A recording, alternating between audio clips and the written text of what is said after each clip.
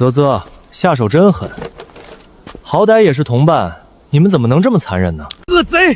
虽然不知道你用什么妖法蛊惑了苏兄和叶兄，但此仇不报，我们玄武国誓不罢休！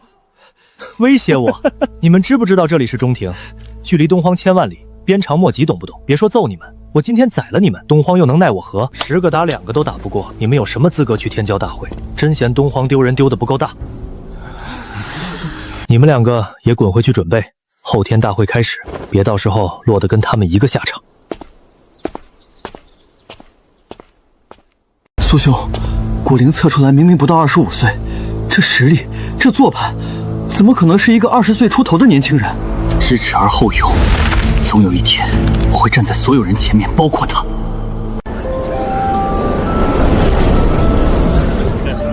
陈兄，今天昆仑十方那位外围长老来请你，你直接把人骂走。现在整个圣地的大人物都在十方等着你呢，咱们这么晃悠是不是不太合适？皇帝不急太监急，让他们等着。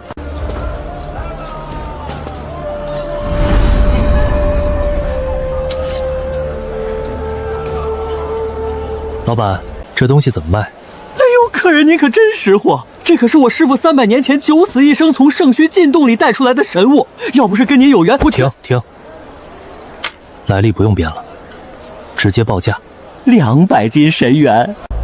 哎，客人别走啊，漫天要价，落地还钱，您倒是出个价啊！昨天我打这儿过，你跟人开价20灵石，今天看我是肥羊，直接翻天了。嘿嘿，原来是您开个价，我绝对不还口。钱我不想给，但我有东西和你换。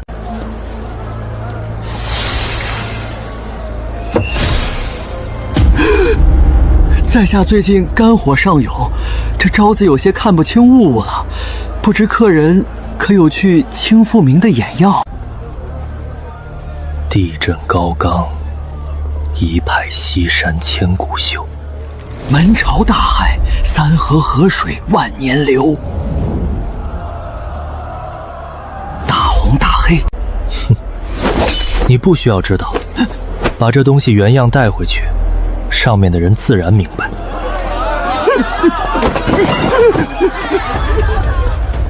陈兄，刚刚那个暗号，难道是72路尘烟的专属暗号？那枚鳞片是我一个故人的遗物，我没开玩笑。想不想听点更劲爆的？不听，我什么都不知道。这位想必就是昨日名震十坊的陈兄了吧？在下昆仑圣子江平，昨日所事缠身，未能远迎，万望海涵。圣子客气了。哪里，圣子亲自相迎，简直是折煞在下了。今日前来，还请江兄多多指点，让在下少输几百斤神元啊！陈兄若算小人物，那东荒天骄团当真令人神往。若有机会，江某定要好好讨教一番。陈兄请。今日还有几位圣地的道友在此，我为你引荐。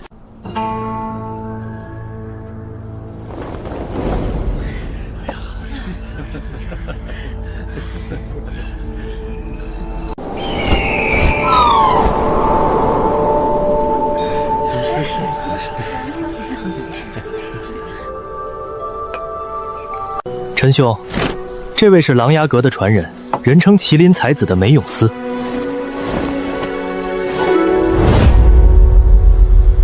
中庭人杰地灵，若问谁是中田最强的势力，恐怕没人能说得清楚。但若问整个中田谁的消息最灵通，那必是金沙江旁的琅琊阁了。辨识天下英雄路，俯首江左梅郎，真是荣幸之至。陈兄言重了，在下这点虚名，不过是诸多道友给面子罢了。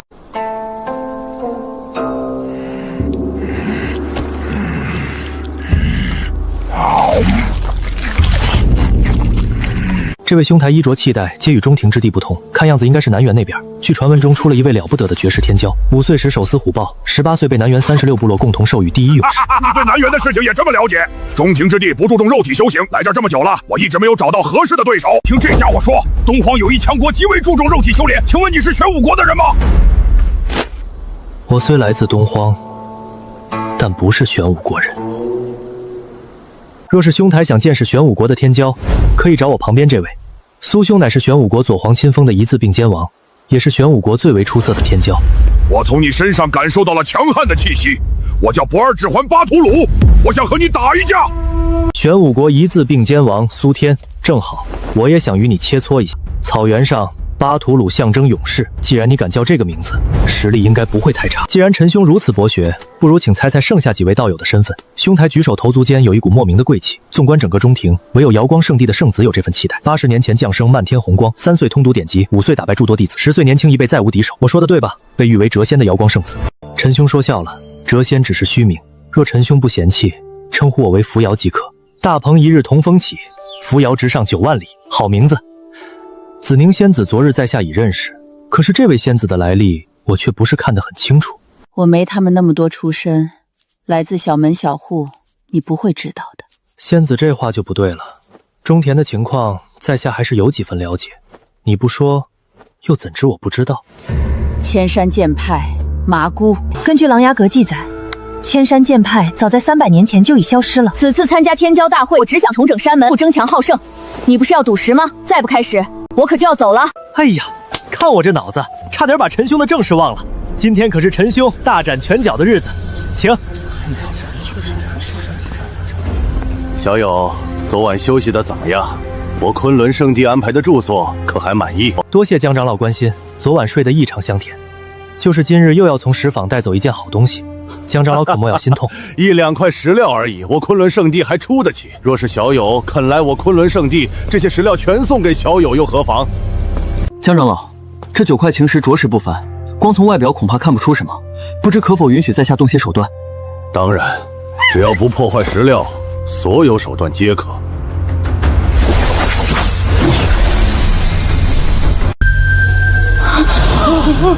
道文，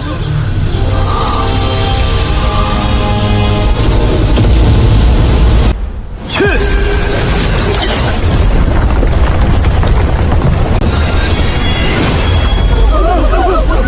这把兵器我要了，谁跟我抢，我跟谁拼命！江长老，我已经选好了，我选这块迎客松。好，昆仑圣地，老子来报仇了！江峰那个王八蛋在哪儿？狐狸，你还敢来这儿？今日饶你不得！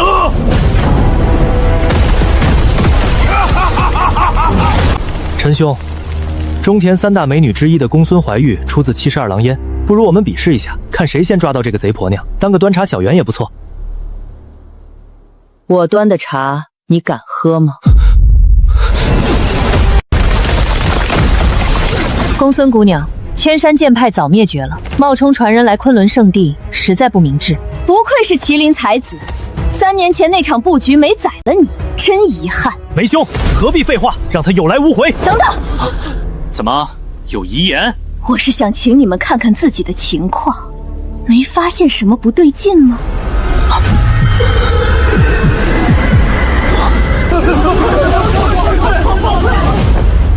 老娘正差个压寨老公。迎住天骄！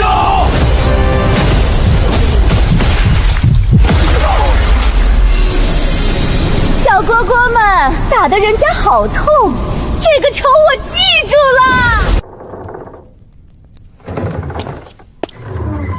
了。叶兄，嘘。陈长生和72，苏兄，我们现在应该很担心陈长生安危，对吧？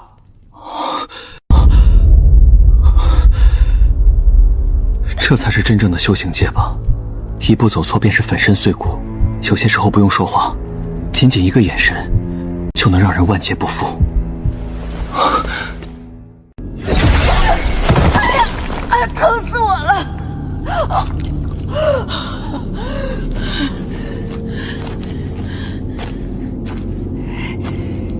不枉我费这么大功夫把你弄出来，豪掷400万神元，史无前例的大肥羊啊！让我看看你都带了什么好东西。丫头，受了这么重的伤还惦记着宝贝，命都不要了吗？你没冤！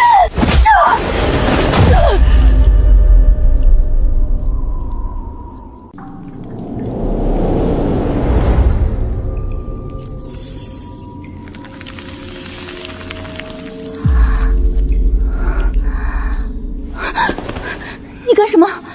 我干什么？你不是看到了吗？按理说我应该好好谢你，但是……别闹，我正在想事情。这次这个局好像被人看出破绽了。培养蛊虫不容易，别在我身上浪费了。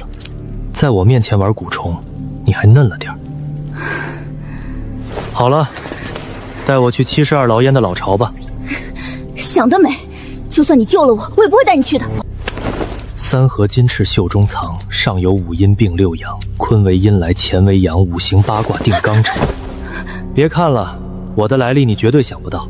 如果你不告诉我老巢在哪儿，我就自己去找，到时候你可别后悔。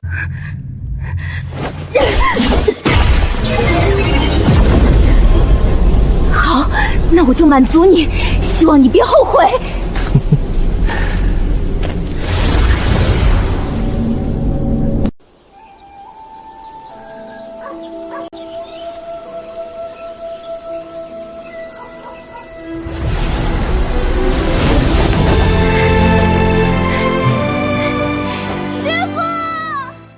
我回来了！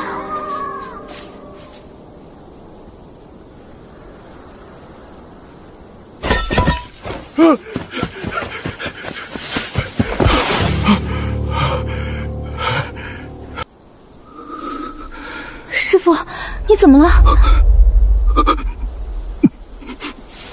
怀玉，他是你师祖的子嗣，从辈分上来说，你应该叫一声师叔。这里不是说话的地方，可否找个僻静之处？瞧我这脑子，怎么连这点都没注意？快请！怀玉，你还等什么？还不快拜见你师叔！我这些客套的东西等一会儿再说。你且附耳过来，我有些话要对你说。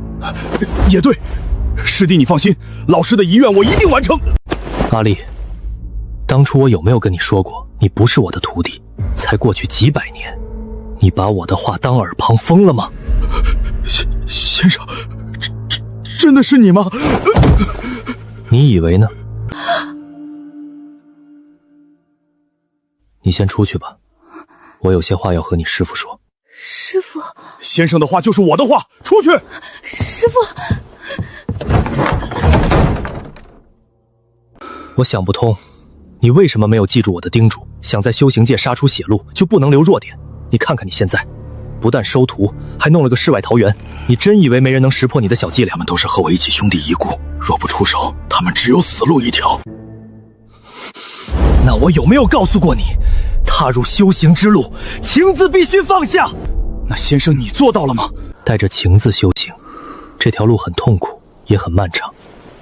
我阻止不了故人的死，你同样阻止不了他们的死。大道之争不可能不流血。先生，我现在回不了头了。起来，既然回不了头，接下的路就好好的走。说说，先生不辞而别，他找不到您就处处针对我。他当上了昆仑圣地的圣主，我当上了72燎烟的统领。唯一的办法，利用大道之争将他引出来，杀人灭口。想做到这一点，你需要和我里应外合。先生，这样做会不会有些危险？事情因我而起，自然因我而结束。去，把你徒弟叫进来，我有些话叮嘱他，也让他旁听我们的论道。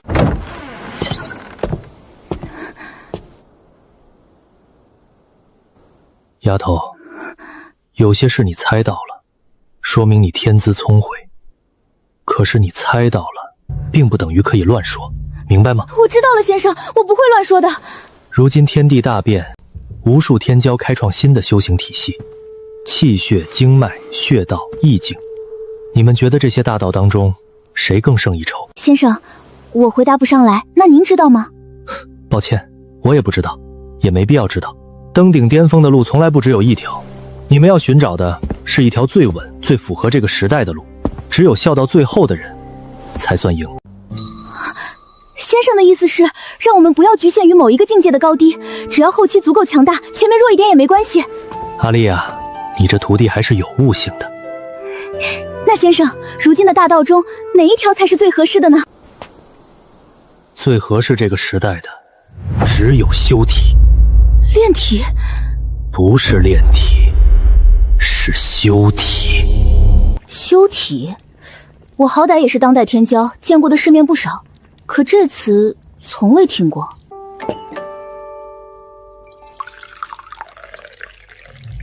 别想了，这词儿是我想出来的。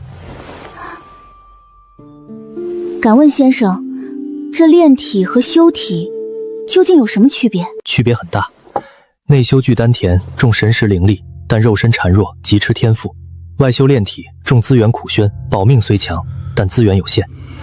内外兼修，无数人尝试过，皆以失败告终。你知道问题出在哪儿吗？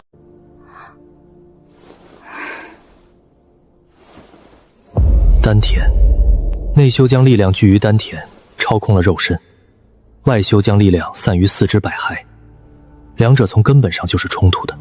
那如果加大资源消耗呢？强行维持两者的平衡？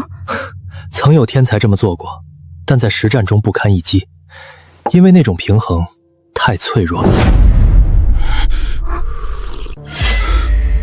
先生，我有些感悟，不知当讲不当讲。说吧，顺便让你徒弟长长见识。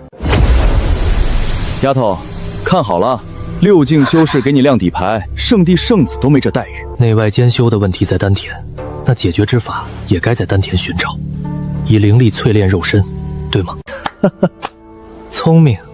8九玄功最找柜下出冰冷锋芒的，正是这以灵力淬炼肉身的小技巧。放开防御，我来助你踏出这临门一脚。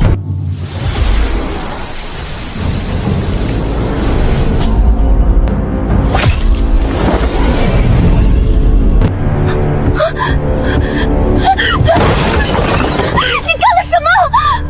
守住本心，不要刻意阻止，顺应变化。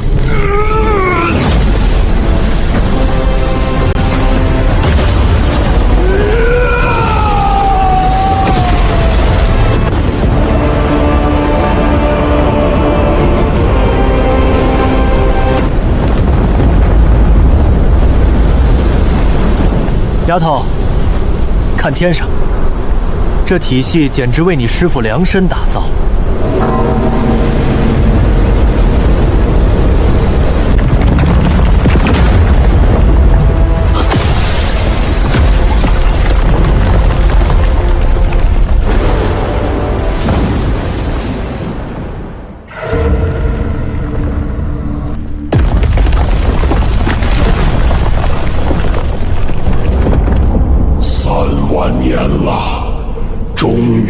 开启天命的人了。哼，开启天命又如何？天命者也得死。好一个乱世！这天命理应归我。此次天命当归古族。沉寂5000年，天命者身上有8九玄功的气息，去夺取天命，带回功法。有我无敌，天命者不足为惧。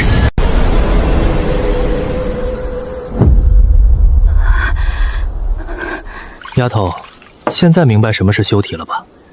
肉体、修为、神识齐头并进，这才是真正的内外兼修，没有短板。先生，到底是什么样的天才，才能想出这种完美无缺的法子？不敢当。雏形是你师父提出的，9仙拱日，这世上无人能比你师父走得更远。多年前的荒谬之言，先生竟记在心中。阿丽不够格做您的徒弟，但在阿丽心里，你永远是老师。我也没资格当徒孙，但我以后就把您当师祖。起来吧，地上凉。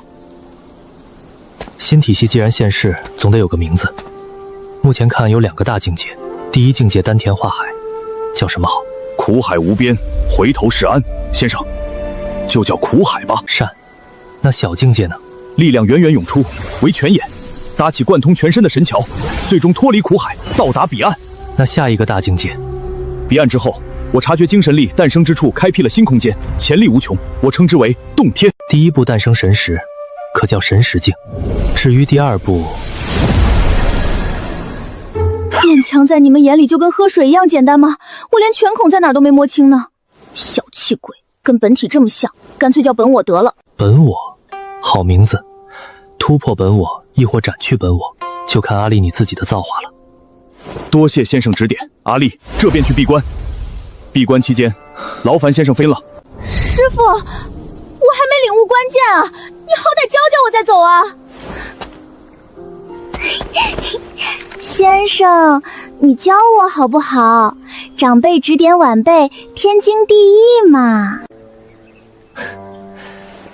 行吧，冲你这声长辈，略微指点你一下。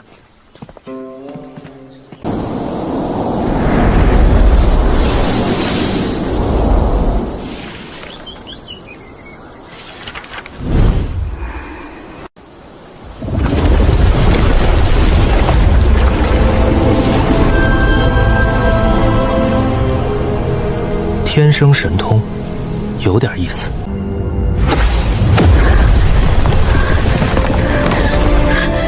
先生，我达到神识境了。还行，以你现在的实力，应该能在瑶光圣子手下撑过50招了。先生，那瑶光圣子真有你说的这么强？不是强，是怪物。你身上的雷兽鳞甲，铜镜之人无人可破，他一击便能贯穿。若非他当日存了戏耍之心，你现在已经是具尸体了。他手下留情了，可我记得那是猫系老鼠，不仅是他，江平、子宁，甚至梅永思他们都没下死手。为什么？这就是最怪的地方。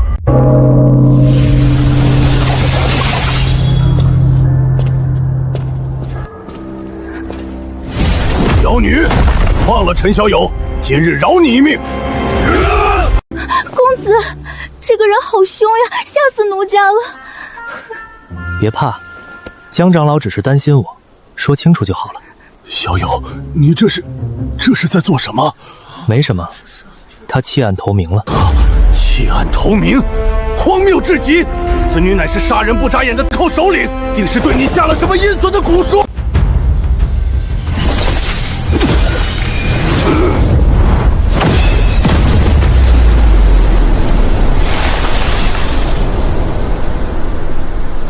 江长老，难道堂堂圣地怕了一个小姑娘？哼，我昆仑圣地的度量岂会怕了贼寇？公孙姑娘既然弃暗投明，那就请吧。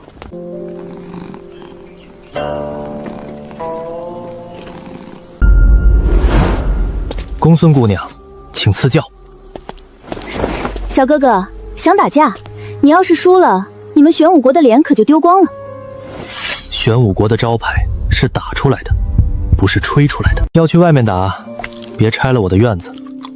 怀玉，别留情，让他见识见识什么叫真正的天骄。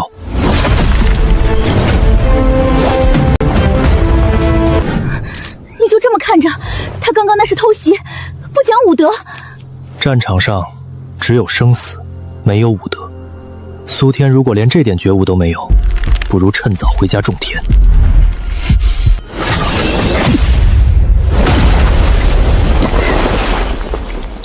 小哥哥，手感不错嘛，可惜太软了。你们在过家家吗？打了30招，连滴血都没见着，不想打就都给我滚！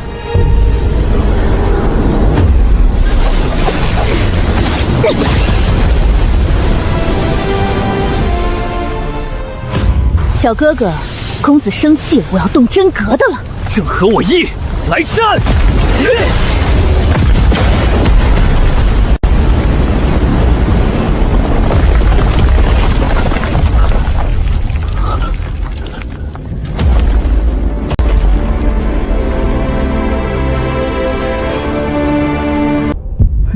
我来会会你！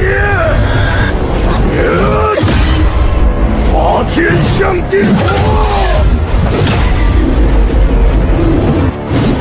想不到你一个女的还蛮抗揍，刚刚是我偷袭不算，我们再来一场。得了吧，别在这儿丢人现眼了，我都快没脸看了。公子，你这价格开得太低了吧？我就只值200斤神元。你当然不值，因为另外100斤是叶恨生的。梅兄居然使用了13种秘术，果然不愧是琅琊阁的麒麟才子。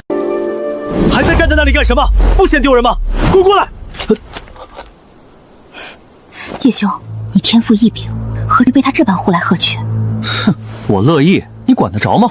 丢死人！世上没有最垃圾，只有更垃圾。玄武国历代帝皇要是知道你把天罡断体诀用成王八壳子，估计得气得从棺材里蹦出来。笑？你还有脸笑？如果我是你，30招内打不赢，直接找块豆腐撞死。谁告诉你肉体强悍就一定要近身肉搏？直接开个宗门叫天下第一蠢门算了。你的问题暂且放放，晚上来我房间。刚才没尽兴，为了弥补损失，我亲自招待你。切磋尽兴，还是算了吧。非得让我主动对你动手吗？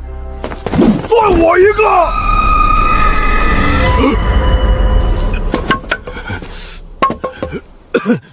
改天约。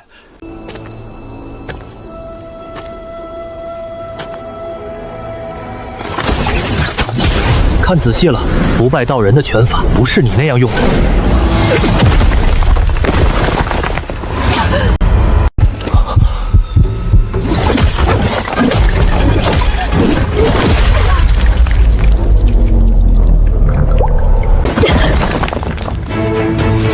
下次话别再这么多了，不然就不是2颗牙可以解决的。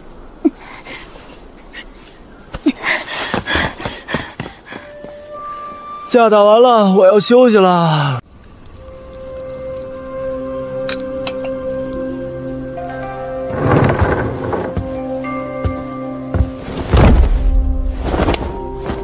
上清观第46代真传弟子，拜见长生师叔。怎么看出来的？上清观古籍记载，第10位真禅弟子走入火魔暴毙，今日得见不败道人的拳法，弟子断定您便是那位消失的真禅弟子。你师父还是改不了心软的坏毛病。师叔，大师父和二师父时常站在山巅遥望您隐居的方向，您真的不见见他们？见了又能怎样？路不同，终点自然不同。大道之争，尸是血海，你们扛不起来，就得你们的师父扛。所以我替你选了个人辅佐，72狼烟乌力。乌力，师叔，72狼烟和您……不用猜了，乌力的本事是我教的。你说什么？再告诉你个秘密，你大师父还是一条小母狼的时候，我把他打回原形，剃光了他狼头上的毛。那左皇呢？他100岁时，整天跟在我屁股后面转，烦死了。师叔，您如此上心大道之争，到底图什么？昆仑圣地的圣主江不凡和我有仇，我大概率要弄死他。叔叔，我现在后悔还来得及吗？晚了。我很好奇，你以后还睡不睡得着？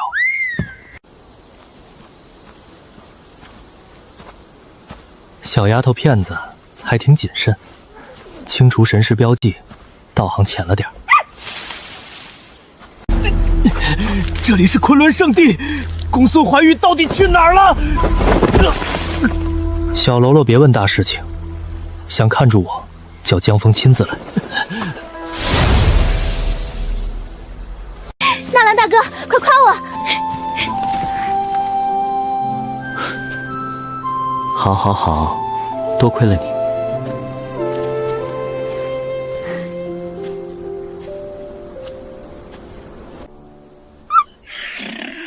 爱情让人盲目啊！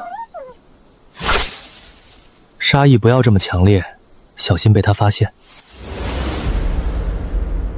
不要管这件事，我不想杀你。在昆仑石坊，你故意慢一步，就是为了让他抓住你。你当时下手太狠，差点要了他的小命，是因为那个采药的短命鬼吧？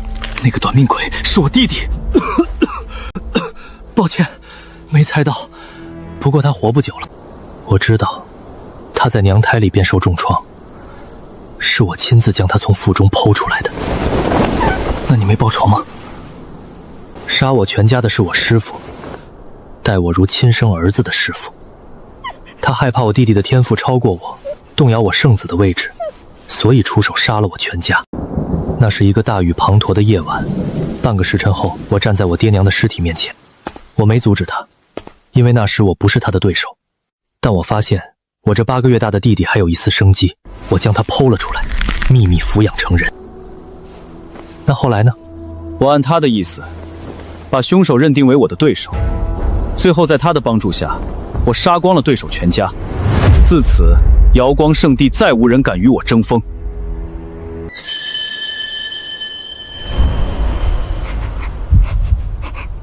这只灵虫你时刻不离身，但他伤得很重。你去昆仑石坊赌石，是为了寻找神渊中的圣药救他。救我弟弟的办法只有2个：蝴蝶谷失传的补天膏，或者神渊中的圣药。现在你知道我为什么告诉你这些了吗？你的眼光确实毒辣，但你可能要失望了。圣药和补天膏都救不了你弟弟。你凭什么这么肯定？因为我2样东西都有呀。蝴蝶谷的补天膏确实失传了，但我从你弟弟身上闻到了它的味道。补天膏延续了他的命，让你理所应当认为大量补天膏就能救他，但这想法是错的。你为什么会有补天膏？补天膏早就被各大圣地瓜分一空。怎么来的自然不能告诉你，谁还没个小秘密啊？但我有很多，可以送你一罐。你想要什么？现在无法向你提要求，因为这东西马上要对你弟弟没用了。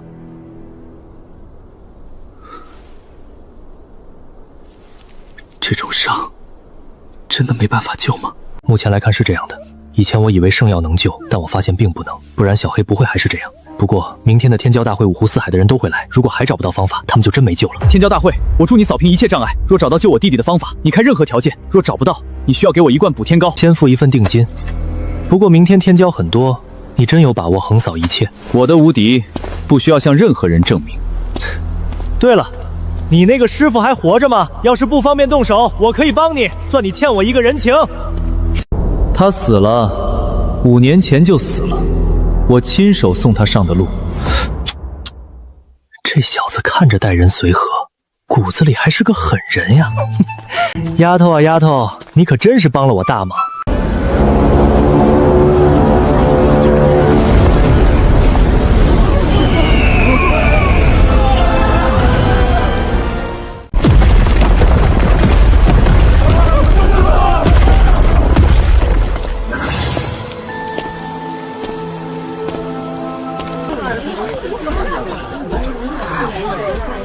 公子，我们就这样进去？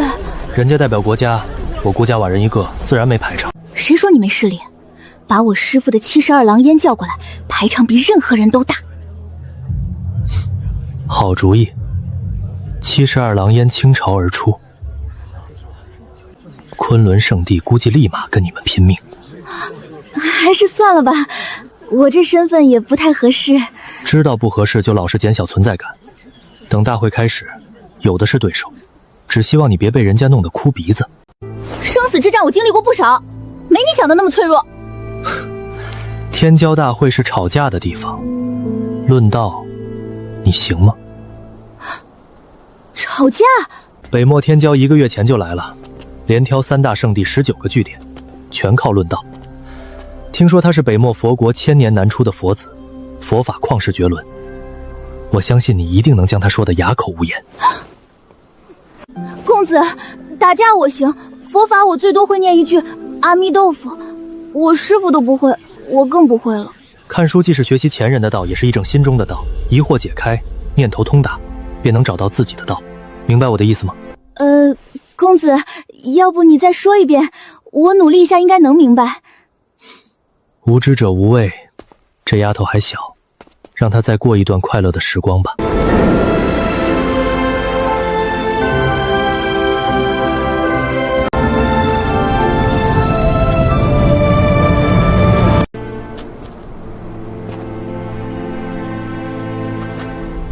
怀玉，这天骄大会宏伟之极，待会儿进去你要好生注意。公子放心，我绝不会做出失礼的事，给你丢脸。什么失礼？你什么时候见过贼寇和土匪讲礼数了？待会儿进去，果盘能吃就吃，吃不了就带走，千万不要为了面子浪费。我刚看见他们端进去好些300年的猪果。300年的猪果，这玩意儿一颗卖20军神元的。你要是不吃，待会儿把你那份给我。谁说不要了？谁抢我的果盘，我跟谁急！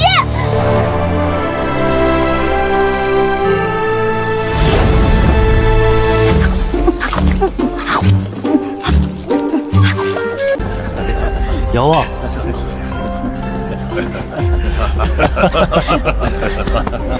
子宁姑娘，几日不见，气质是越发超凡了。若你肯来子府圣地做客，这种东西要多少有多少。只要陈兄想，我愿引荐几位子府圣地的准圣女。多谢好意，在下有个怪癖，轻易不要别人的东西，一旦要了，就要最好的。放眼整个子分圣地，我唯独中意子宁姑娘。若你愿意招我为婿，我马上加入。多谢抬爱，只可惜子宁一心向道，无心男女之情。那以后再说，等有一天回心转意了，记得找我。我最近辟谷，陈兄想要都拿去吧。嘿嘿嘿，这多不好意思呀，给你留一个吧。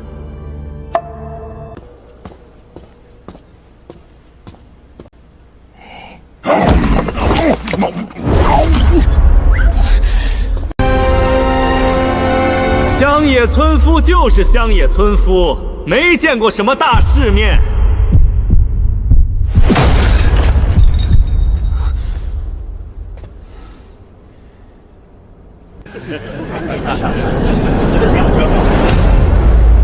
哼，真不知道有些人的脸皮到底有多厚。狂龙堡万通，如果我没记错，5年前我打断了一条腿。见到本姑娘，你为什么还有胆子说话？怎么，我说错了吗？来这里的都是有头有脸的人物，目的是为了论道，而不是像某些人一样来占便宜。公子，你拦我干什么？这种货色，3招之内我定取他项上头颅。怀玉，女孩子家家脾气不要这么暴躁。这位公子说的很对，我们的行为确实是占便宜了。江圣子，真是不好意思，我不知道这些果子不能吃。有些已经入了我的肚子，大概率是无法还给你了。这是500斤神元，算是我们刚刚吃果子的费用。江圣子，参加这天骄大会还要交费，难不成我子府圣地连吃几个果子的面子都没有吗？诸位且慢，我昆仑圣地绝无此意。放肆！昆仑圣地哪有你说话的份儿？还不快滚过来给陈兄赔罪！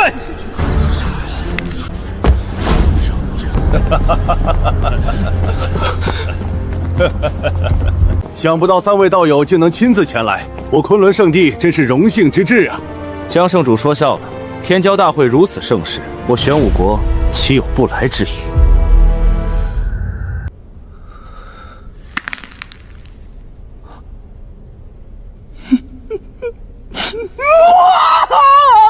你们终于来了，我们回家吧。昆仑圣地太欺负人了。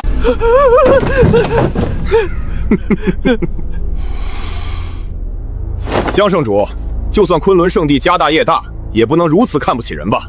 道友误会了，不知这位小友与道友是何关系？我是他的小师叔，有什么问题吗？我与不败道友平辈而交，照这么算，我岂不是也成了你的晚辈？理论上是这样的，从辈分上来说，我是他的叔叔辈，他应该尊称我一声二叔。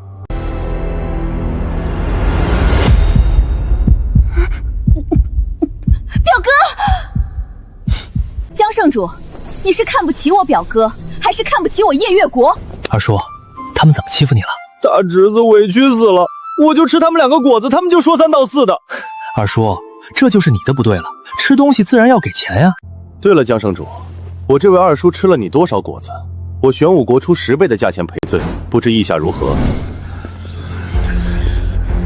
圣子，这是怎么回事？回圣主，此事皆因狂龙堡而起。误会，完全是误会。大会上的瓜果就是为了招待诸位，想吃多少都没问题。真的吗？我饭量有点大，吃多了你不会心疼吧？当然。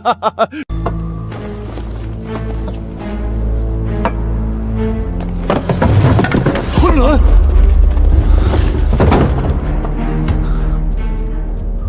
我家公子懒得搭理你，但我公孙怀玉没这么大的度量。天骄大会结束，72狼烟兵发狂龙堡。阿弥陀佛，小僧恳请女施主手下留情。你算老几？你说留情就留情，我偏不。丫头，回来！公子，你怎么又阻止我？你要做什么我不管，但离那个家伙远点。如果有一天真的碰上他，只有2个选择：第一，转头就跑，不要有丝毫犹豫；第二，在他开口之前砍下他的脑袋，同样不要有丝毫犹豫。有没有你说的这么厉害呀？你陈长生碰到个光头反而畏首畏尾了？要是怕，我替你先敲他几棒子。好呀，那你就替我敲他几棒子吧。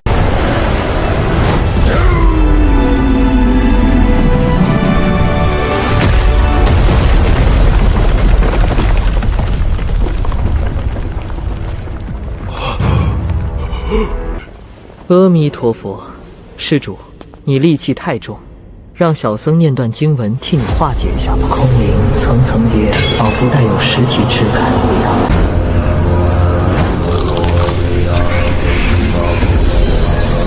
上仙总不了解什么作用。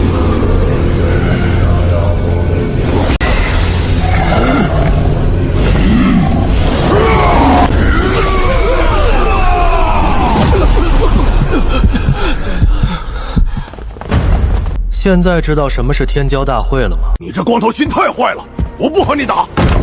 小僧玄心，见过各位施主，不知小僧刚刚的经文是否替各位施主洗涤了一些戾气？小友不愧是佛国佛子，佛法精深，请入座吧，大会就要开始了。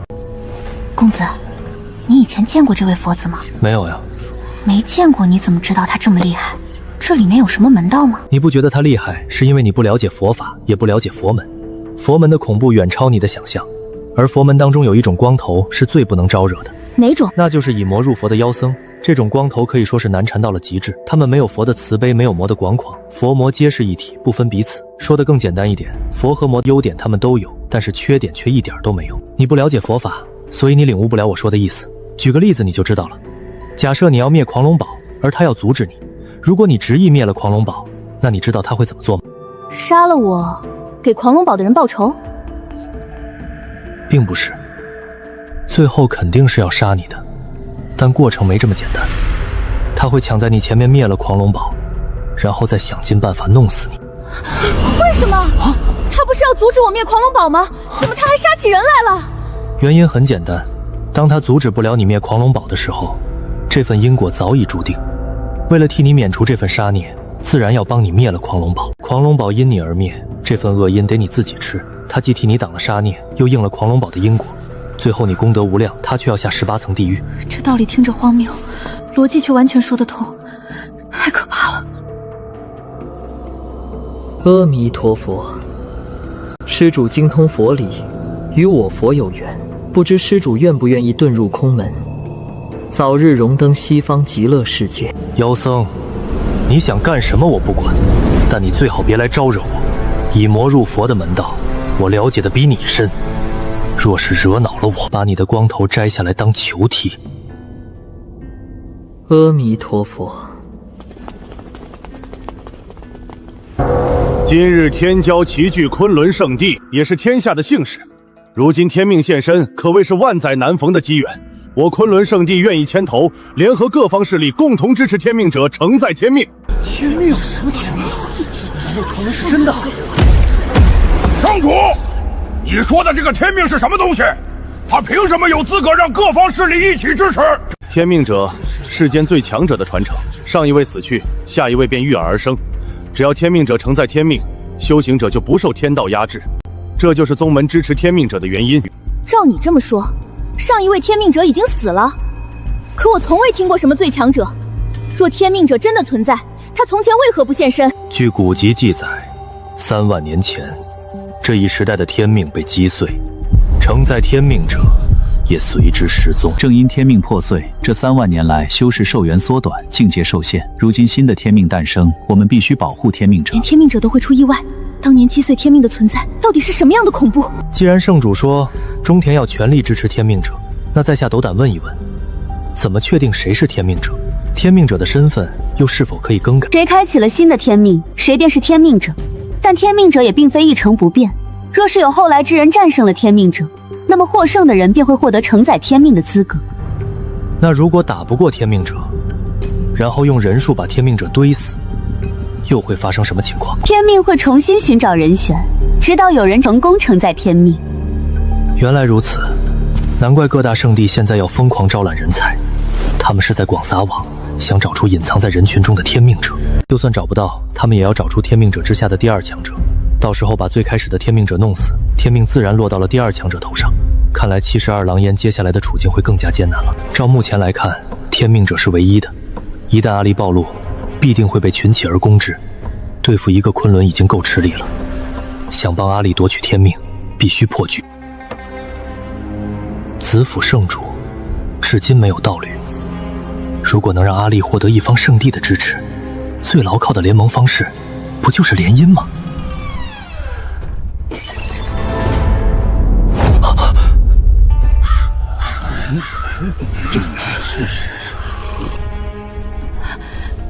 公子，公子！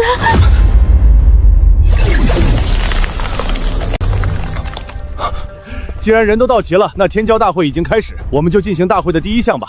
大会第一项乃是论道，夺得魁首者可拥有此物。八九玄宫的残叶，我苦寻这么久都没发现一点影子，居然出现在这里。这天骄大会还真是我的大机缘，魁首我拿定了。此物坚不可摧，而且锋利无比，乃是由玄黄母金所铸，上面更是记载着一篇玄奥无比的功法。至于能不能破解，就要看诸位的机缘了。陈长生，我要挑战你！我好心招揽你，拿你当道友，你竟然看上我师父，想当我师娘，这口恶气绝对不能忍！子宁姑娘，你别激动，刚刚的事情……住嘴！此处乃是天骄大会，在这里只有大道之争，休要顾左右而言他。若是你怕了，认输便是。认输是不可能的，因为这个东西在下想要。这样吧，你先打赢了我身边这丫头，然后再来挑战我。对付你这种黄麻丫头，哪还轮得到我家公子出手？我来就够了，看你还有几分姿色。要是你输了，给我家公子做通房丫鬟如何？没问题。要是你输了，你家公子得给子府圣地留下一份血脉。现在的年轻人都玩得这么大的吗？此次比试乃是切磋，所以就不动刀兵了。规则很简单，出圈者输。二位天骄可有异议？没有。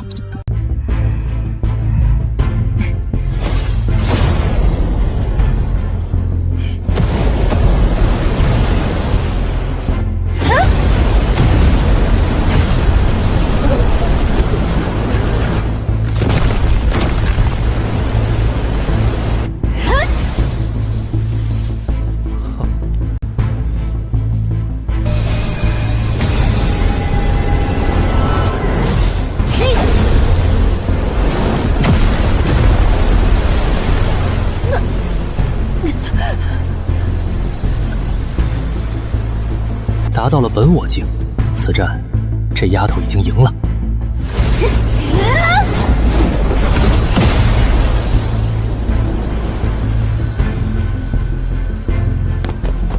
这公孙怀玉出手明显还不够圆软，这套体系他还未练到家。在昆仑石坊时，他还不是这种路数。陈长生消失1个月回来，他便有了这等逆天功法，此子深不可测。阿力正在闭关，我要为他争取时间。只要我守住秘密，他们的注意力就会一直锁在我身上。江圣主，论道胜者能得玄黄母金，现在没人挑战我，奖励能先给我吗？奖品自然是要给获胜者的，不过在这之前，我还是要询问一下其他小友是否要继续挑战。丫头，我看有些人想用车轮战来打你啊，待会儿有谁敢向你挑战，你就给我下死手，等打不动了我们就认输。宝贝再好也比不上人重要。知道了，公子，我保证下死手。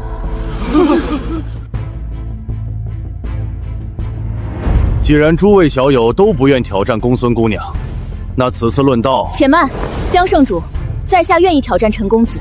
小僧也愿意与陈施主论道一番。从这姚莹莹来到大会起就一直心不在焉，显然既不关注玄黄母金，也不关注我，现在却突然跳出来挑战，我看都像是受人指使，在给什么人扫平障碍啊？有意思，不来的时候一个都不来，来的时候一下就来了2个。行，那本姑娘就陪你们玩玩。丫头，你下去歇会儿，这次我来。公子我没问题的，而且你也不能一个人吃独食啊。这个光头交给你，我去对付那个姚莹莹，分工很清楚嘛。丫头，你要学的东西还有很多，有些时候境界之外的东西也很重要。这些人心真黑，怪不得瑶光圣子迟迟不出手，原来是和陈长生联手了。幸好我刚才没贸然上去，不然非得被他们俩围攻不可。能与中庭最神秘的天骄论道，真是荣幸之至。瑶姑娘过谦了，无恨阁的无情天书威名远扬，能见识到无情仙子的无上道德，这是在下的荣幸。对了，不知道仙局想要怎么个比法？听闻瑶光圣子天生便拥有一块仙骨，配合瑶光圣地大罗天仙诀，更是威力无穷，不知可否见识一下？没问题，仙局请吧。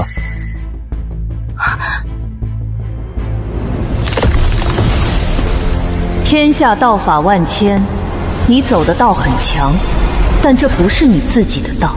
和我交手，用别人的道你赢不了。好强！我原以为修炼了新体系，同辈里再无对手，现在看来还是太天真了。头，你天赋不差，还没找到自己的道，一味模仿我和你师父，永远看不到山巅。对付一般人尚可，遇到明悟大道的天骄，师祖早就料到了今天这局面，怪不得他总爱叫我丫头。我果真是一个还没长大的黄毛丫头。公孙女施主看破虚妄，真是可喜可贺。少和我扯这些。身为妖僧的你，讲究的就是随心所欲，整天装出一副彬彬有礼的样子，你不累吗？施主身上有佛性，遇到佛门中人，自当按佛门规矩来。行，今天就按照佛门规矩来，只动嘴不动手。另外告诉你一个小秘密，我曾经遇到过一个小和尚，论实力他可能不是你的对手，但论佛性你差远了。既是如此，想必施主应该与那位高僧变法过吧？变过，而且变过很多次。至于输给我的次数嘛，大概是这么多，2次、20次。施主还是直接说吧，小僧是猜不到答案了。那位大师总不可能输给你200次吧？不是200次，他输了我20年。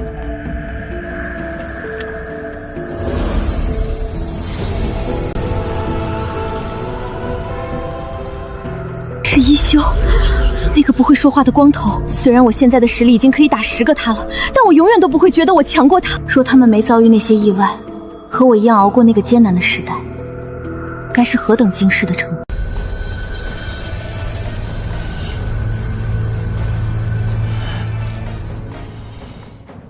施主果然佛缘深厚，那小僧就斗胆讨教了。敢问施主，等等，施主还有何事？变法归变法，但我不以佛法和你辩论，我以道法和你论上一论。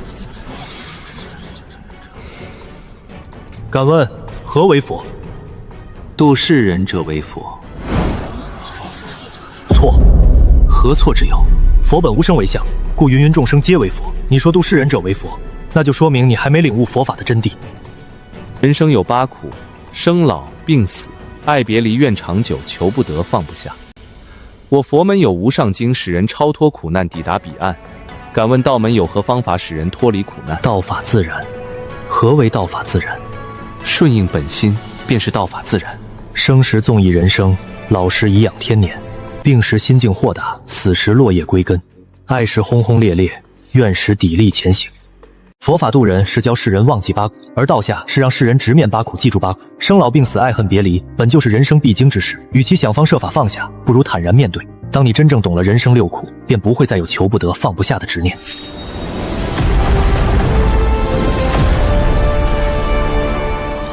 佛门教人忘记世间8苦，可是我自己却求不得、放不下。正是因为如此，我才会不远千万里来到中庭参加那天教大会。玄心，你到底是魔还是佛？小僧知晓佛门48000法，普度众生，自然是佛。既然你是佛，你心中为何还有屠刀？小僧心中无刀，你有，刀就在你手中。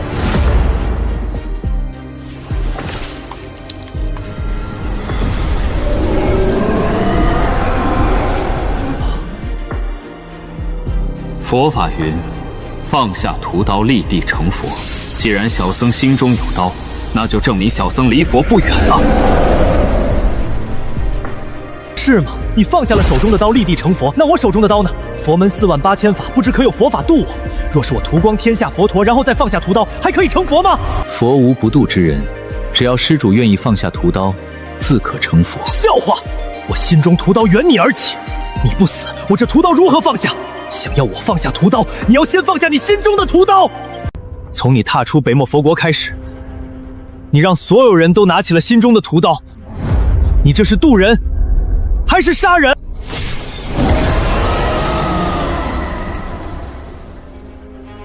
就是变法吗？怎么感觉像是在胡扯呀？公孙姑娘，你小声点儿。陈兄和玄心谈论的乃是佛法大道，这样会被人笑话的。他们的谈话哪里有什么佛法大道了？他们俩都精通佛法，却不把佛法挂在嘴上，而是用本质提问。陈兄问玄心是魔还是佛，本质是在问他的道。玄心说自己是佛，是在说他在普度世人，而陈兄说他是魔，是因为他在杀人。什么杀人渡人？你能不能说得再清楚一点？玄心从北魔而来，一路挑翻了19座据点，这期间不知道引起了多少人的贪嗔痴恨。佛陀普度世人，又怎会主动引起世人的负面情绪？所以从这个角度，陈兄说他的行为是魔。当然，精通佛法的玄心自己也明白这点，所以他说放下屠刀立地成佛，意思是他会帮助天下人放下因他而起的屠刀。然后呢？既然他都想好了，为什么又会走火入魔？这就是陈兄的高明之处了。玄心想让世人放下屠刀，可陈兄却一针见血地指出，这屠刀的根源就是玄心自己。医者不能自医，根源在他自身，他自己是无法解决这个悖论的。这个问题很好解决呀，玄心退出天骄大会不就行了？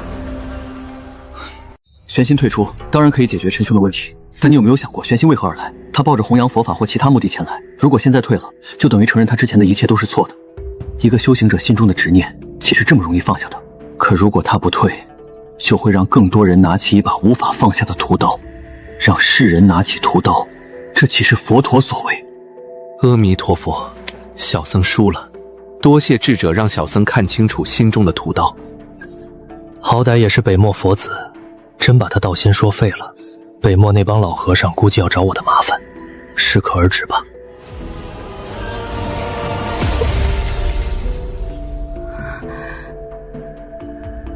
瑶光圣子，果然名不虚传，我姚妍妍心服口服。天骄之所以是天骄，除了天赋，还有一股谁也不服的傲气，能让姚莹莹这种顶级天骄心服口服。这个瑶光字子，果然有点东西。果然是英雄出少年，老夫已经许久没有看到这样精彩的论道了。这玄黄母金何该小友所得？多谢圣主。今日天色已晚，在下想请小友共赏明月，还望小友今晚务必前来。今晚来我房间。你们非得赶到一起啊！今晚上我还睡不睡觉了？不睡觉我会长皱纹的。星河先说吧。先生，我父皇死了，我亲自埋的。荒古禁地没有什么长生之法，求死之道倒是多得很。我活到现在和荒古禁地无关。你为什么要插手天骄大会？这不是你的性格。还有脸说？看看你们教的徒弟，毛都没长齐就出来闯荡，无非是想护着他们自己扛事儿。可你们掂量过自己的斤两吗？你们能行吗？从你们徒弟的修行路数，我就知道你们在心道上没走多远。你们这些活了1800年的人，快到头了，知道吗？金丹体系化其千载寿元便是极限，就算推演新体系想活一世，终究还是太难了。那长生大哥，你打算怎么办？争夺天命，让你们几个不成器的家伙再活一段时间。公孙怀玉身上的修炼体系对寿元的帮助远比金丹体系要大。虽然早就给你们准备好了棺材，但我最近没心思埋你们，你们还是再活一段时间吧。所以你打算亲自争夺天命？我争夺不了天命，我的性格不合适。但是有一人我觉得还不错，此人便是72狼烟的统领乌力。你这么看重他，这个人该不会是你的儿子吧？不知道就不要乱说人家的身份。我清清白白的一个黄花大小伙子，你可不能随意污蔑。这小子是我从一个地方带出来的，品性、天赋都不错。另外，我和江不凡有仇，我估计要找时间弄死他。长生大哥，那个江不凡怎么惹到你了？700年前我来到了昆仑圣地，当时江不凡还是准圣子，他想请我出山帮助他，结果我表面答应，背地里放了他的鸽子，找不到我，他就把气撒在了乌力身上。这也是72狼烟和昆仑圣地结仇的原因。700年了，故人再见，他一定会察觉我的秘密，就算现在看不出来，以后也会看出点东西。所以为保险起见，我得弄死他。我帮你。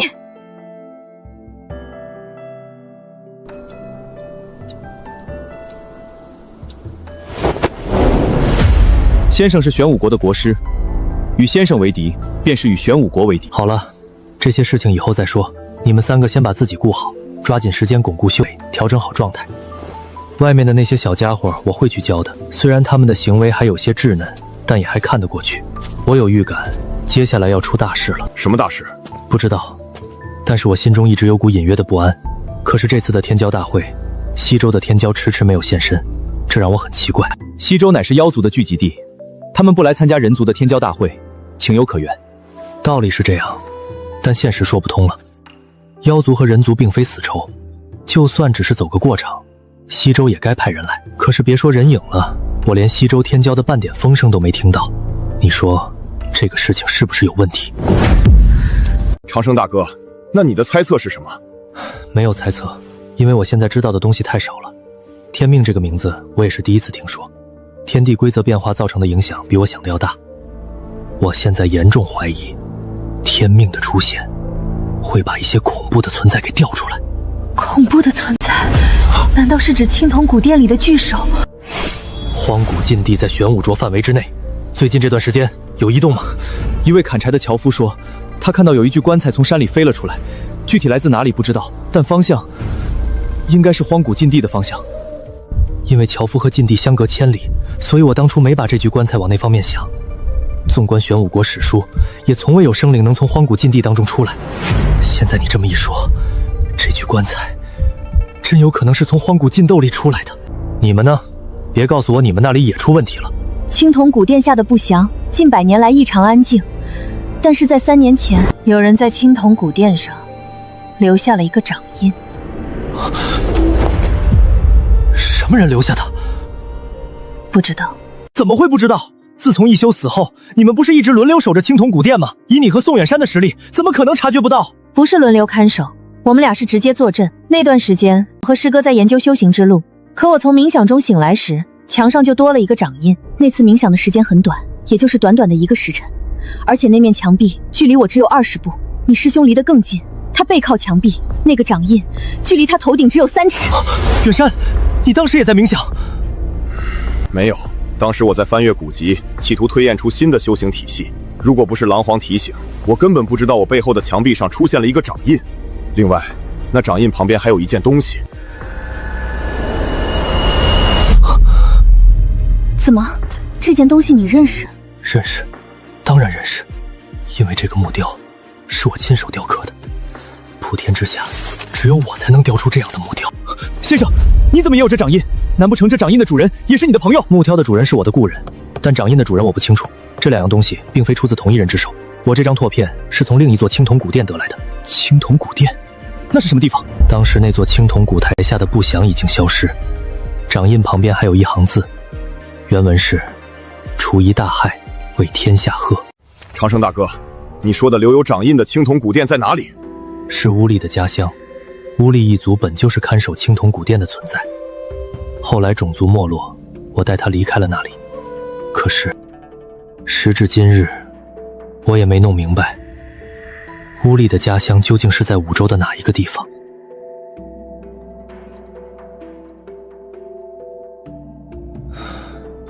世界之大，远超乎我们的想象。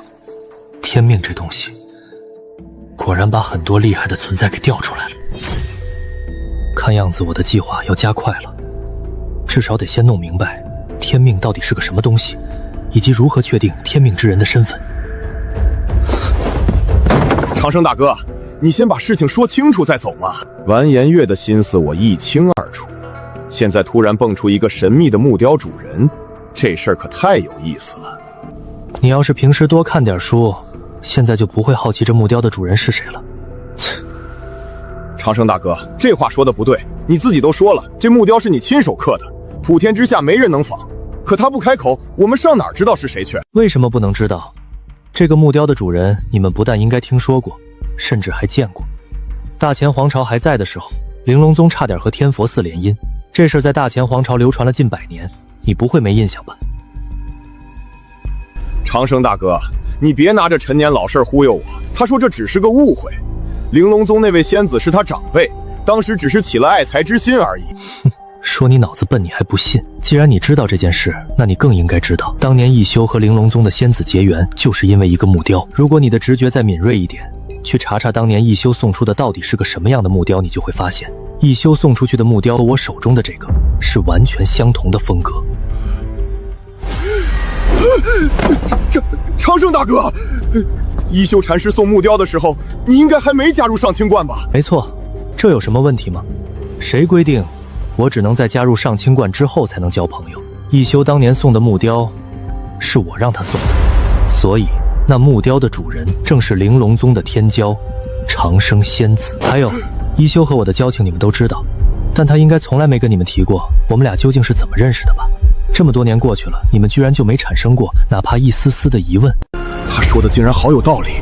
一休比我们大了快100多岁，而他入上清宫时才20岁出头，无论怎么算，他们当年都不该认识啊！难道这就是老话说的“当局者迷”？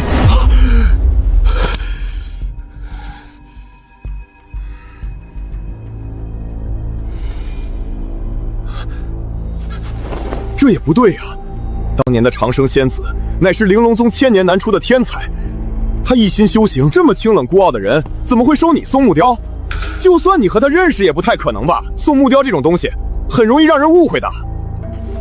他收了。我全名叫什么？陈长生。知道就好。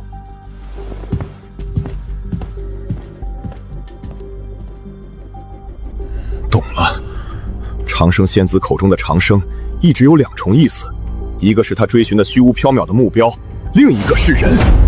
他早就知道陈长生能够永恒，所以才执着地追寻长生，就是为了一直陪伴他。一休禅师在世时，曾隐约劝过我，让我不要继续等了。他说陈长生不会为任何人停留，一直为执念而活，只会徒增痛苦。他还说，曾经有一个人更加执着，但依旧没能留住他。当时我不明白什么是更加执着，现在我明白了。到底是怎样的执念，才会让一个女子去追寻那虚无缥缈的长生，只为能够更长久陪伴在他的身边？这美妙的误会实在是太好玩了。如果等一下进去，我真的提出和他结为道侣的条件，这位单身了700多年的大龄女修士又该如何应对呢？女施主，我来给你送茶来了。怎么是你？你怎么也在？我为什么不能在？进来吧，我师父在等你。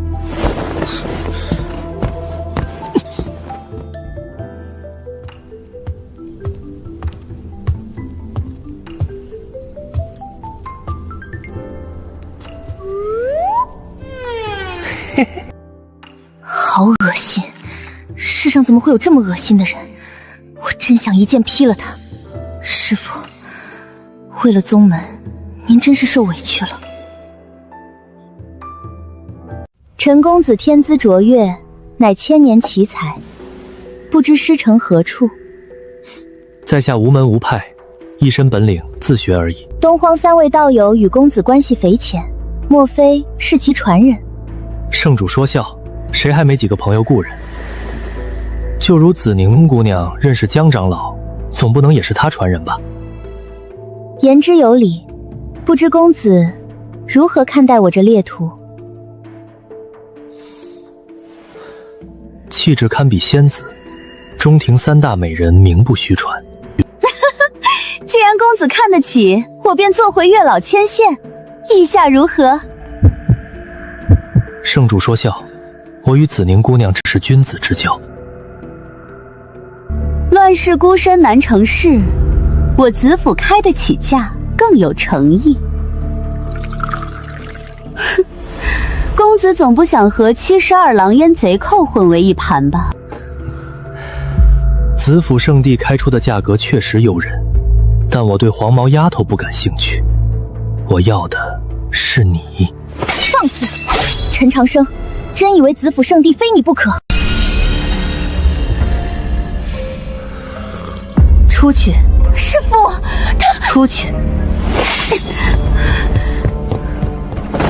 你的潜力确实很大，但我不喜欢你这种类型。我喜欢那种霸气无边的男人。换个要求吧。哈哈，妙极了！心静如水，动若观火。我的眼光果然没错。今天我来这里的目的和你一样，也是来做月老的。恰巧我身边就有这么一个霸气无边的男人。哦，那你倒是说说，你口中那个男人是怎么个霸气法？白手起家，纵横中庭无敌手，搅得各大圣地鸡犬不宁。这样的男人，够不够霸气？这件事情是你的想法还是他的想法？当然是我的想法。那家伙对男女之事就是个棒槌，指望他醒悟，这辈子都是光棍。你与江不疑是同时代的天骄，但700年前你们都被他压得抬不起头。如今子宁败了，意味着子府圣地还要被昆仑压上一头。即便你能找到新奇才，成长又需多少年？现如今有一个现成的霸主堡在面前，你真的不动心？听你的语气，72狼烟似乎是你在当家。我是谁不重要，你只需知道我能做主。如果不合适，这桩婚事就此作废，如何？不够。支持他意味着子府将成中庭公敌，这个风险太大了。如果再加上我呢？你和乌力的事要是成了，我陈长生可入住子府圣地300年。一言为定。既然我们现在已经是合作关系了，不知圣主可否说一说，到底什么是天命？是一个时代气运凝结之物，便是当世在天命者。无论后来之人如何精彩别艳，终会被压上一线。只有等天命者死去，后来之人才有资格争雄。你一直在诉说天命者的强大，那这天命者到底有多强？能详细说一下吗？承载天命的生灵多强，没人知道。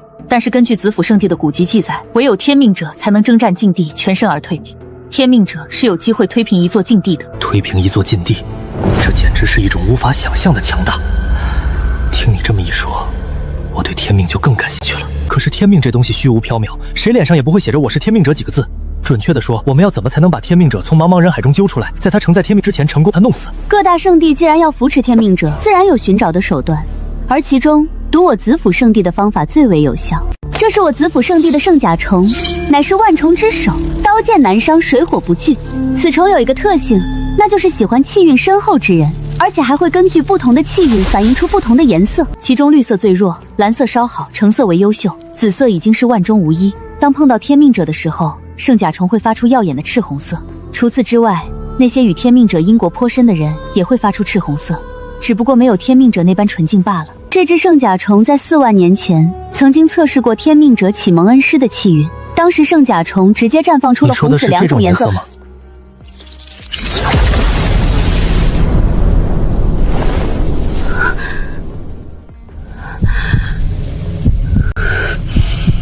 你干了什么？圣甲虫为什么会有这样的反应？所有天骄在进入昆仑圣地的时候，我们就已经暗中检测了一遍。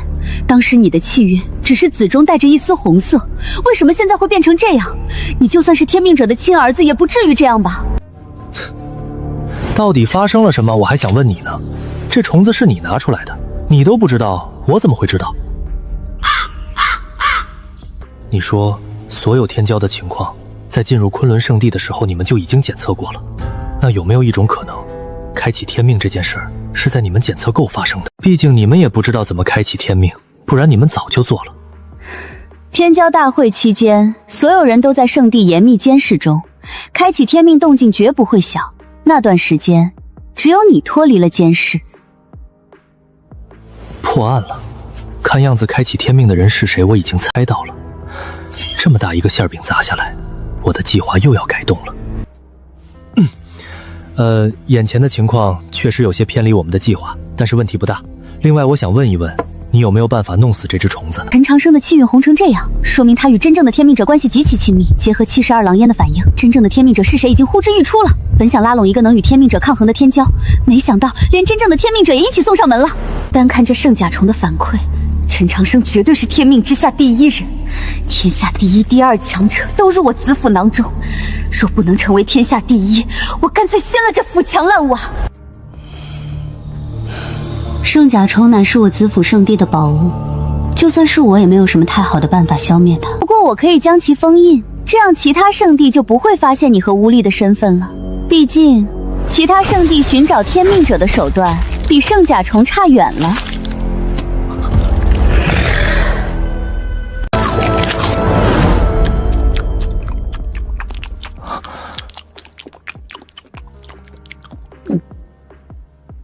就是万虫之首。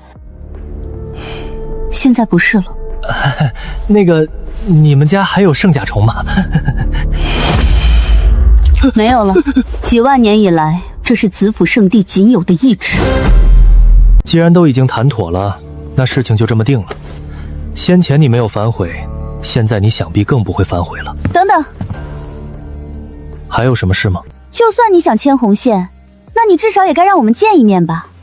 我好歹也是子府圣地之主，总不会喜欢上一个素未谋面的男人。这个事情我帮你想好了，过段时间我会让72老烟去绑票，到时候你自会见到他。正好你也可以检验一下这个开启天命的男人到底有多强。如果连你都打不过，他也没资格承载天命。我倒要看看他有何能耐。另外友情提醒一下，今天的事情我不会告诉任何人，包括乌力。也就是说，他在绑票的时候会全力出手。你如果手下留情，是会被痛揍的哟。我有个问题很好奇，如果我成为了开启天命的人，你会爱上我吗？如果真的是你开启了天命，我可以成为你的得力干将，也可以成为你的盟友，但我绝对不会爱上你，因为你真不是我喜欢的类型。这个回答真让人伤心，毕竟我对自己的容颜还是有些自信的。不过这样的回答显然更符合我的心意。师傅，那个家伙没有出言放肆吧？3万年来第一个开启天命的男人，听起来好像真的很霸气。这样的男人到底会长什么样呢？师傅，你不要露出这样的表情好不好？我真的很难接受啊！你这种行为放在凡人的口中叫做老牛吃嫩草，你知不知道？宁儿，从明天开始，陈长生就是子府圣地的圣子，而你要寸步不离地保护他。师傅，你让我保护他？你哪只眼睛看到他需要我保护了？叫你去你就去，难道连师傅的话你都不听了吗？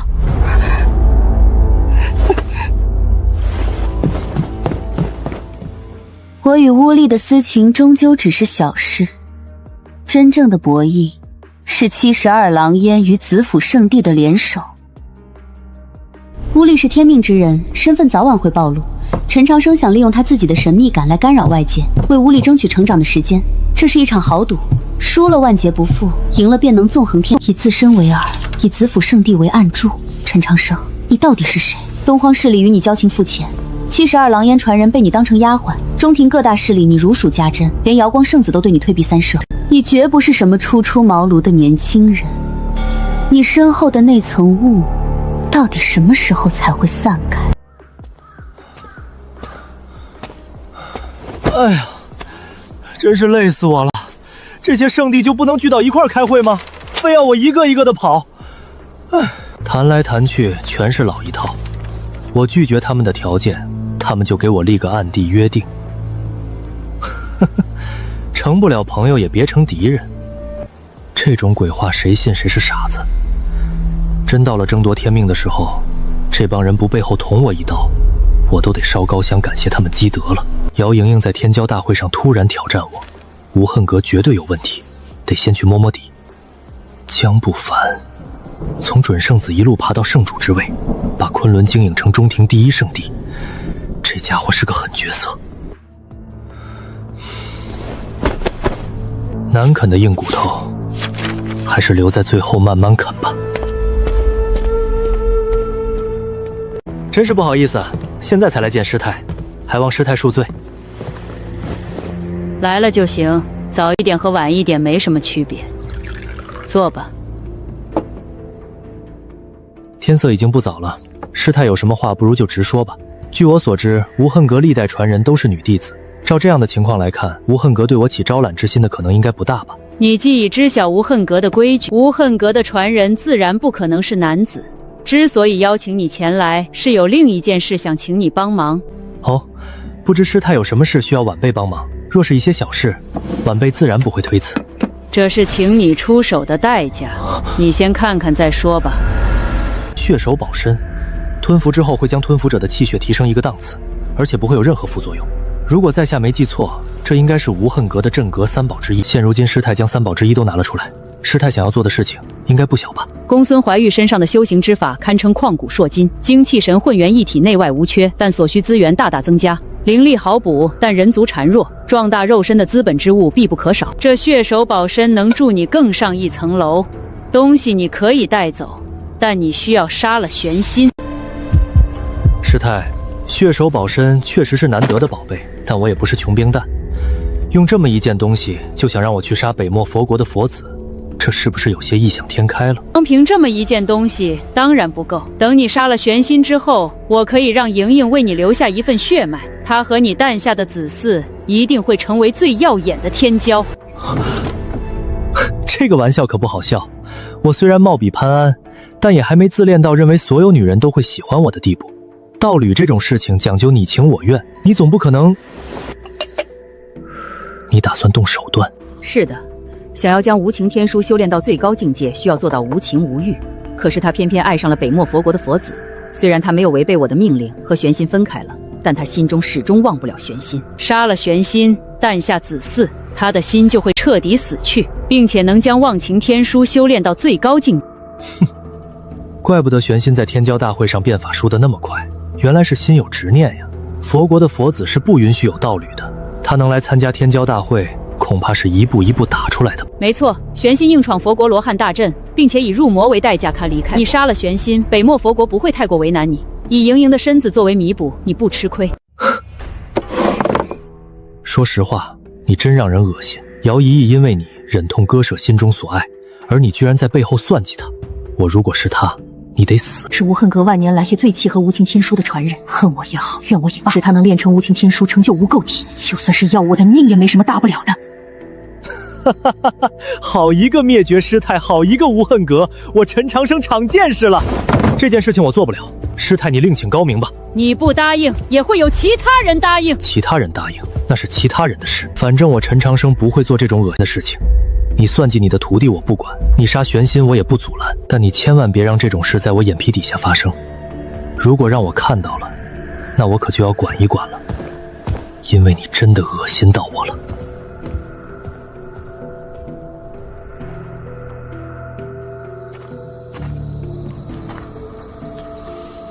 丫头啊，当初你入修行界，我一直担心你遇到修行界的丑陋。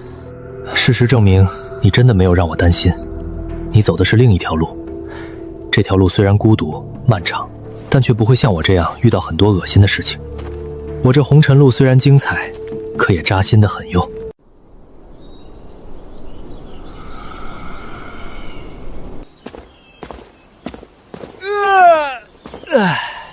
真是抱歉，江圣主第一个邀请在下，可是在下却最后一个来见圣主，在下真是罪该万死呀。看不到明月，看看日出也不错。小友请坐。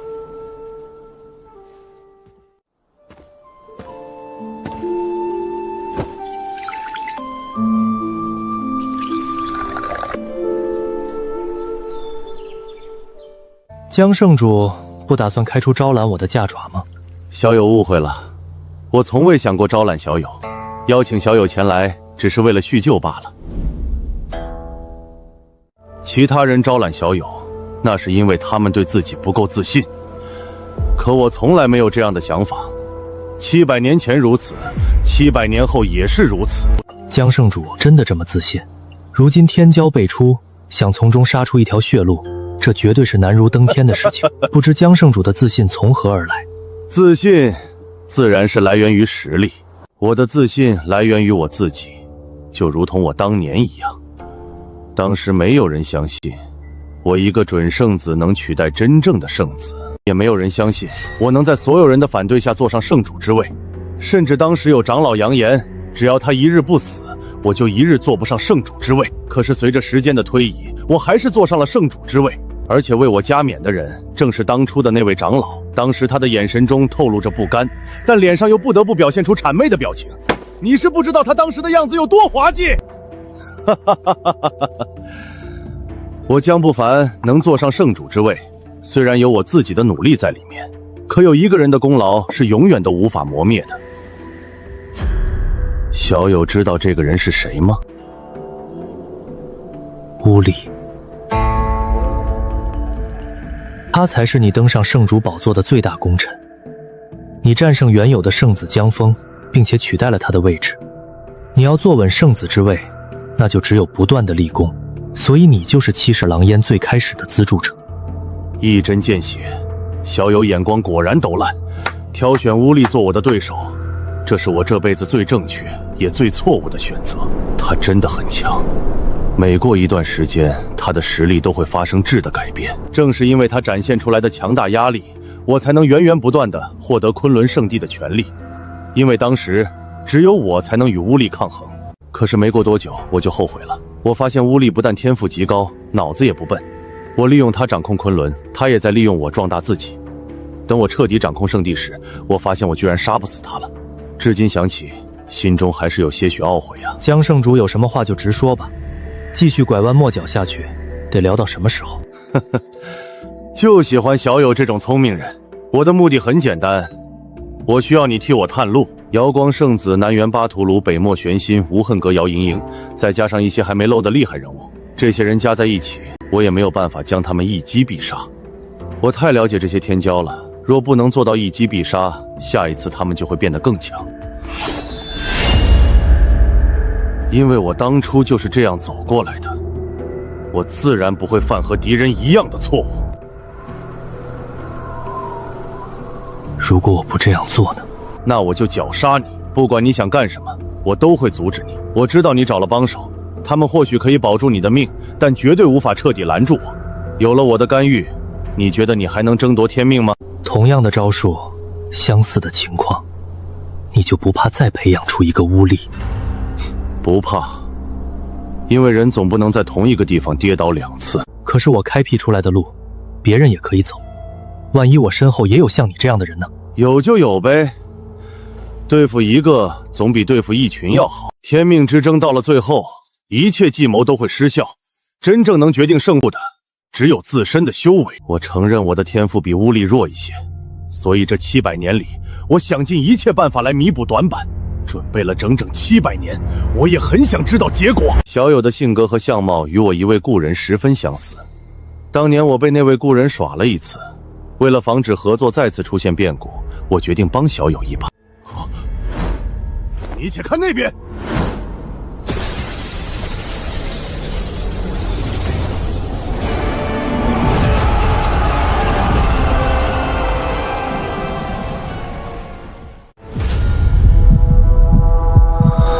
公孙怀义，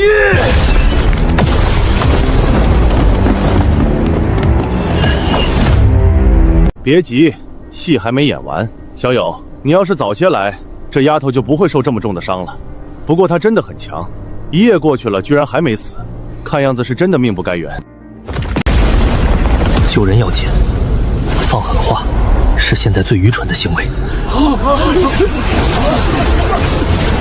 蝴蝶谷，怀玉为什么会去那边？若是他出了事，弟弟也危险了。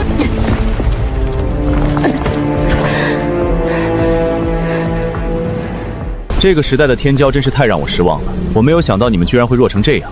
从踏入中天开始，我就一直听说什么狗屁的72牢烟，原以为传人会有多不凡，没想到连我的宠物都打不过，真是可笑。要战便战，哪来这么多废话？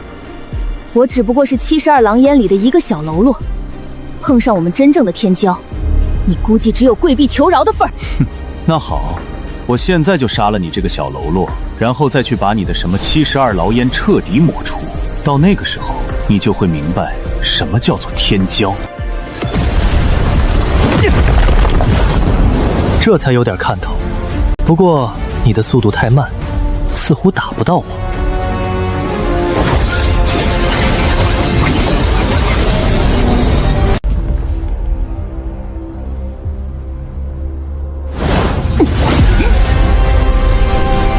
宰了他！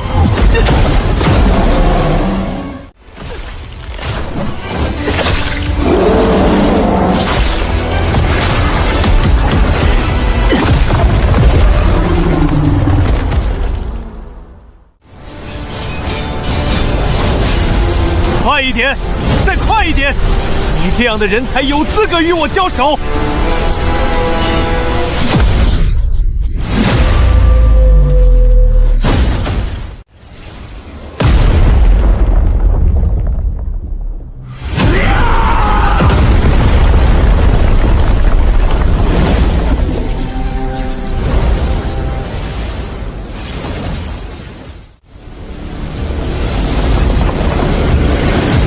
圣主，这是怎么回回事？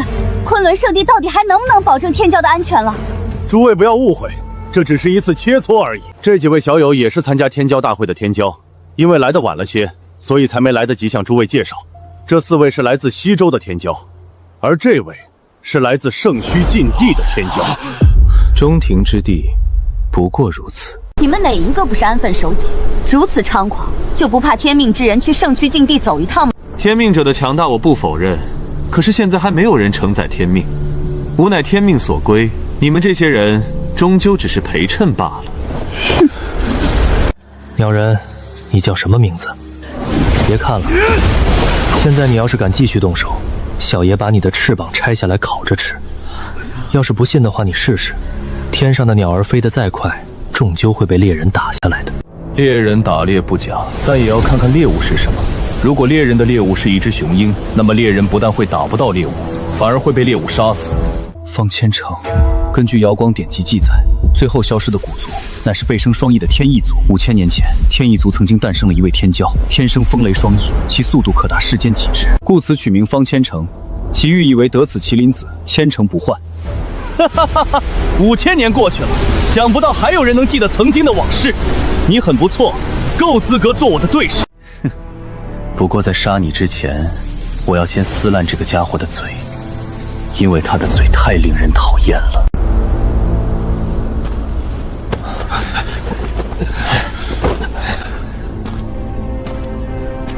江圣主，第2场天骄大会比什么？第2场比手段。昆仑圣地西边3000里有一处神元矿，矿脉里出现了恐怖的诡异。若是谁能消除诡异，这处矿脉便送给他。但考虑到诸位小友状态不佳，比试延迟5天，期间任何人不能离开昆仑圣地。知道了。任你多么天资绝伦，终究是逃不脱我的手掌心。方千城重伤公孙怀玉，我倒要看看5天之后你陈长生会不会拼命拿出真本事。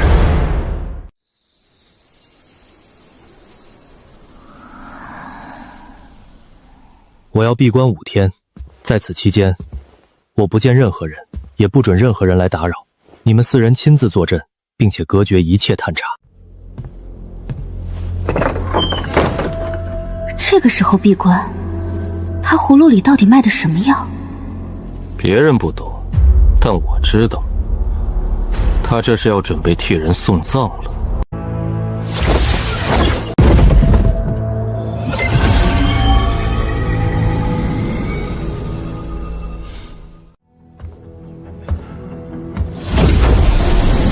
开始。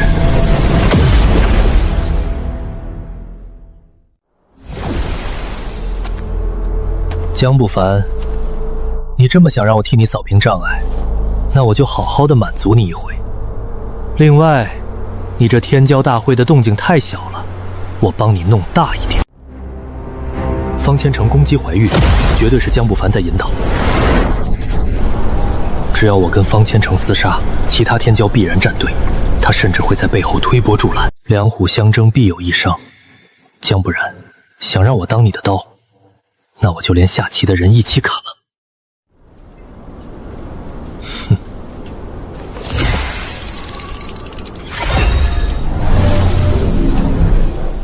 啧啧，龙盘虎躯，藏风聚水，果然是一块上好的龙脉之地。这样的地方最适合用来布阵了。化灵为凶，借脉杀敌，天哭阵连屎都要一并抽干。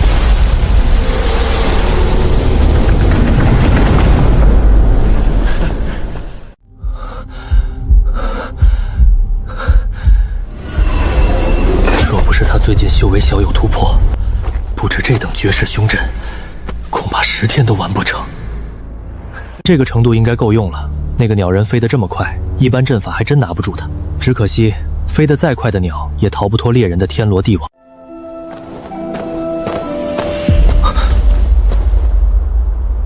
怎么看着有点不对劲呢？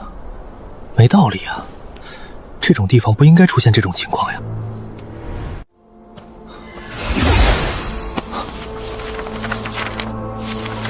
不应该啊！为什么凡人的风水书显示这里是大凶之地，而阵法角度却是上好龙脉？为什么会出现这样的情况呢？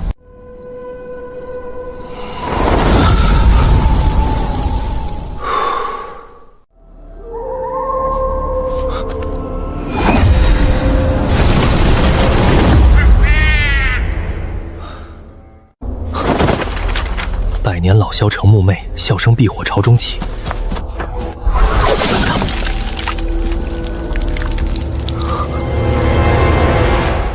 凡人羸弱，所以对萧和木髓这种微末之物极其敏感，而修士眼高于顶，反而会忽略这些最底层环境变化的预警。按照这个推理，是有东西正在强行改变这里的地势，只是龙脉太强，暂时压制了它。能直接影响龙脉的东西，放在传说里也没多少呀。而且这种龙脉，整个中庭也找不到几处，现在居然会出现压制不住的情况，有点意思。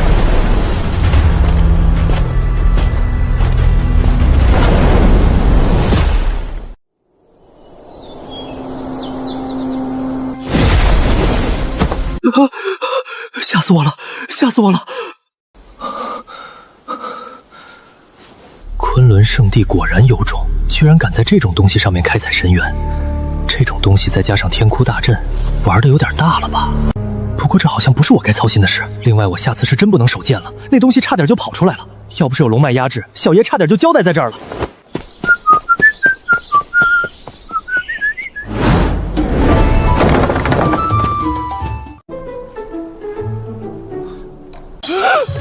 道友，明天的天骄大会，你可一定要保护我呀！你又在闹什么幺蛾子？你怎么想一出是一出呀？陈兄说笑了，陈兄的实力旷古烁今，怎么会轮得到我来保护？这种玩笑，陈兄还是莫要再说了。不保护我，你来这儿干嘛？你先回去吧，他们两个的伤没有什么问题。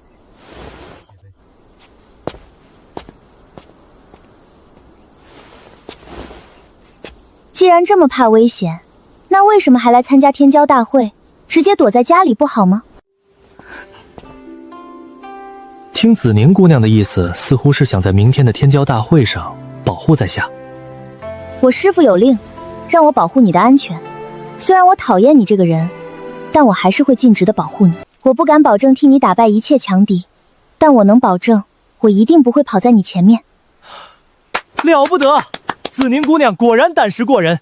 既然子宁姑娘都表态了，那在下也不小气。只要子宁姑娘明日不逃跑，天骄大会结束之后，我亲自传授子宁姑娘修行之法。这套修行之法正是公孙怀玉所练的修行方门。此话当真？千真万确，若有半点反悔，我不得好死。不过明日的天骄大会上，你可不能逃跑。没问题。虽然我不是方千城的对手，但是与其周旋一二，还是没什么问题的。若是我明日主动逃跑，我也没脸见你了。小丫头不知天高地厚，瑶光圣子都不敢接的承诺，你也敢插手？看你明天怎么哭！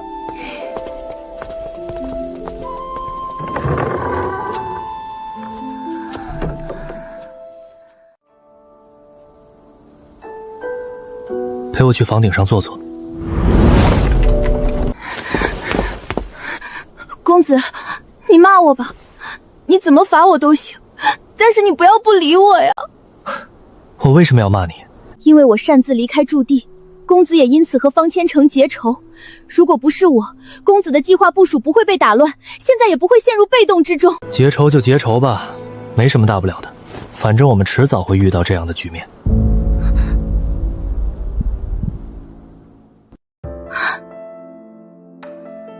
可是，没什么可是的。丫头，你走的不是散修的路子，所以日后你身边也会跟随着很多人。但是有一个道理你要明白，天底下不是所有人都能不犯错的。如果身边的人犯错，你只会一味的埋怨以及训斥，那么你将无法走得更远。错误已经发生了，就算我骂你、训斥你，甚至杀了你，也不能改变现在的局面。你确实犯错了，但这个错误还可以弥补，甚至解决它。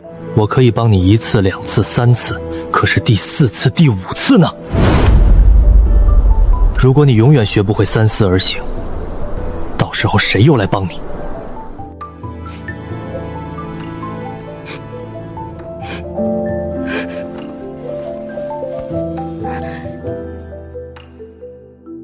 记住这次的教训就好。同样的错误，我不希望你犯2次。对了，那个蝴蝶谷的药童叫什么？我也不知道，我就是去哪里闲逛遇到的。少在我面前说谎。我既然问你，那就代表我已经知道了事情的真相。纳兰圣德。纳兰圣德，这个名字有几分味道。你们是怎么认识的？5年前我被昆仑圣地重伤，冲出重围之后我就晕倒了，是他救了我。原来是救命之恩呀，怪不得号称中田妖女的公孙怀玉会如此倾心。既然你们2个都互相喜欢，那就好好的珍惜这段时光，别等老了又后悔。公子，你不反对我和他在一起？我为什么要反对？因为纳兰大哥没有修行天赋呀。没有就没有呗。我和你师父是那种让你联姻的人吗？只要你们互相喜欢，这就足够了。其他的事情我们不干预。另外，如果有一天你遇到了危险，我和你师父都没在你身边，你可以尝试向瑶光圣子求助。啊？为什么？我和他不熟呀。因为纳兰性德是他亲弟弟，不过纳兰性德不知道这件事。就冲这层关系，扶摇不会袖手旁观的。如果不是他一直在悄悄善后，你和纳兰诗娥的关系早就被发现了。你真以为你能瞒过所有人？另外这件事情，你不要告诉纳兰诗娥，不然她会有危险的。有几件事情，你一定要记住。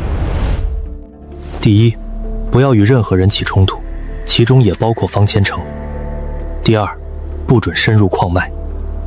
公子，任何情况都不能违反这2条规矩吗？是的，哪怕方千成在你脸上吐口手水，你也不能违背。不但你要遵守，你还要说服其他人也遵守，包括子宁。是的，公子你放心，我一定不会让你失望的。吃一堑长一智，你果然长大了。事已密成，予以谢拜。明天的布局想要不露破绽，最好的方法就是谁也不告诉。